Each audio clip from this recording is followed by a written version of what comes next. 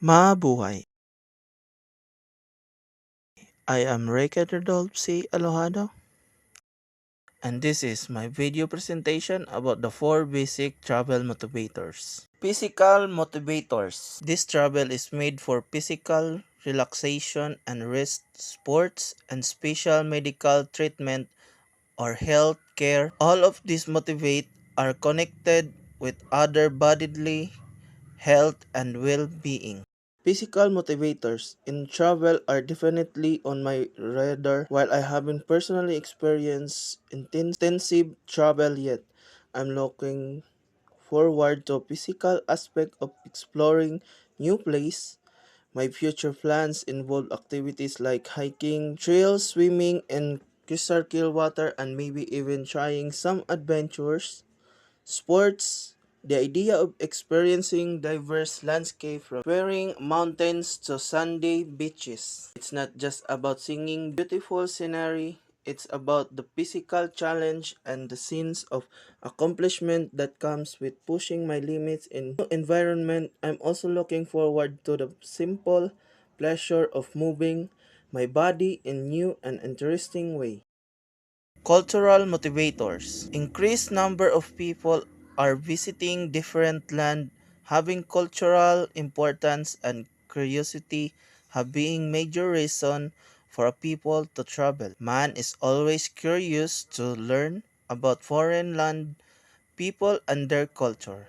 Cultural motivators are hug part of my excitement for traveling. Also, I haven't traveled much yet. I am incredibly drawn to the idea of immersing myself in different cultures. My future plan involves exploring places with rich history, unique tradition, vibrant art science. I'm fascinated by the potential to learn from other cultures, broaden my understanding of the world, and challenge my own perspective. The change to try new food, learn a few phrases in a new language, and witness unique culture. Practices is incredibly applying. It's about more than just sightseeing, it's about connecting with the human experience in all its diversity.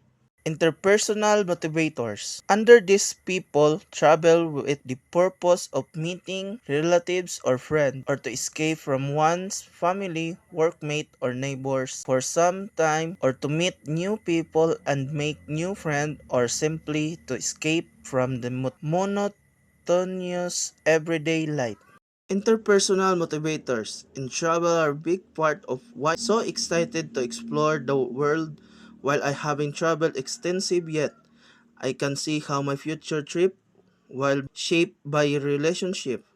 For example, I imagine travel with close friends would be about shared adventures and creating lasting memories together.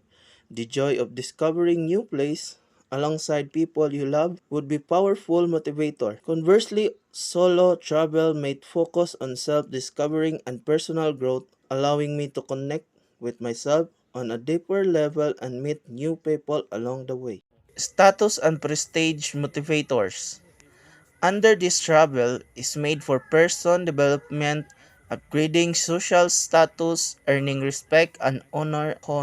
Status and prestige in travel are really interesting concept. While I having had the change to travel extensively, yet my future plan definitely involve exploring different way to experience the world.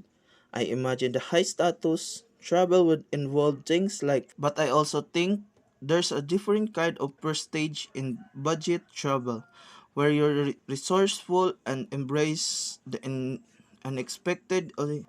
Ultimately, I think the most fulfilling trip will be about personal growth and unique stories I can create regardless of the price tag.